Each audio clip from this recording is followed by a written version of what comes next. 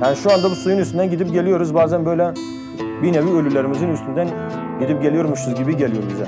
Bazen babam diyor ki, oğlum kalk hadi evimize gidelim. Ya baba biz evdeyiz diyorum zaten. Bak burası bizim evimiz. Diyor ki oğlum burası bizim evimiz değil ki. Burası başkasının evi. Bizim evimiz burada değil. Bizim evimiz Hasankeyf'te diyor. Hasankeyf su altında kaldı diyorum. İnandıramıyorum. Bak diyorum bak hepsi su. Allah hepsi su falan diyor ama 2 dakika sonra yine gidiyor. Diyor burası bizim evimiz değil. Bir türlü yani ne yapıp ne etsek de biz onu oraya alıştıramıyoruz.